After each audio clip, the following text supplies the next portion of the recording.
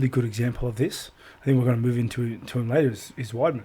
Yeah, well, let's talk about him because he we want to have actually Sarah and Longo on the podcast. Yeah. I've reached out, so hopefully we can get them on in the next week or so. Obviously, he's tied up this weekend, but like he's a guy that I believe has done everything right. You know, he's in a lot of the.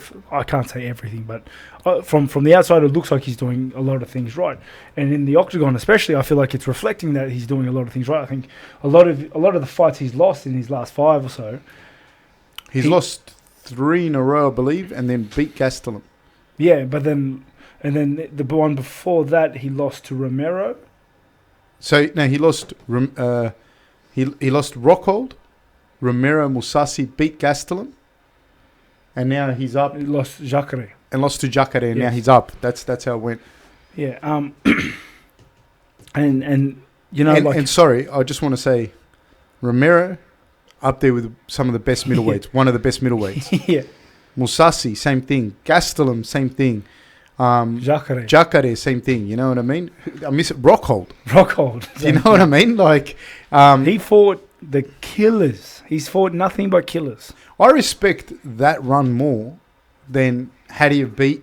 Yeah, like if he was undefeated for like 10 in a row, but like, yeah, no, because he didn't go out and get trashed off Romero. Nah, he wasn't surviving every one of the fights. A lot of those fights he was winning, and that's I guess where we're going with this is like what do you do when you're a guy like that where you've been winning fights, a lot of these fights, but then something happens and you get caught? Like Romero, he got caught at the end of the last round, like right at the end.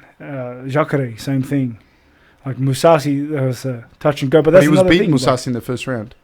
It's another thing though. Like it was weird. The whole way he lost that fight was just weird. Like but it must. But even give it to Mousasi. Losing to Mousasi is not. What's that? Is that you're a pussy because you lost to Mousasi? Like. What do you do? Like, how much do you feel when you're doing the?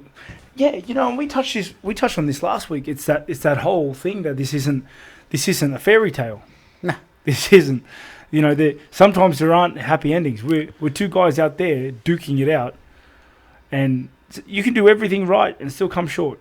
I was watching actually a TED talk. This lady was doing a TED talk, and she has I forgot her name.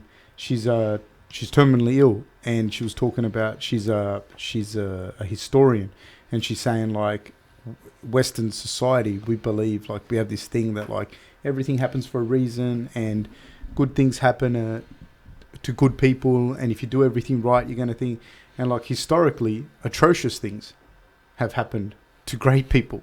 Do you know what I mean? Like that's not accurate. That it's not a life's not a fairy tale, you know. So you look at someone like Weidman, and I'm always excited to see him fight because I think he's phenomenal. I am so happy he went up to light heavy because I'm a big fan.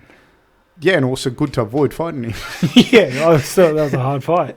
Yeah, 100%. 100%. I think he's one of the better guys to ever fight at that division, you know? Yeah. What are your thoughts on that, Eli? I will just interrupt about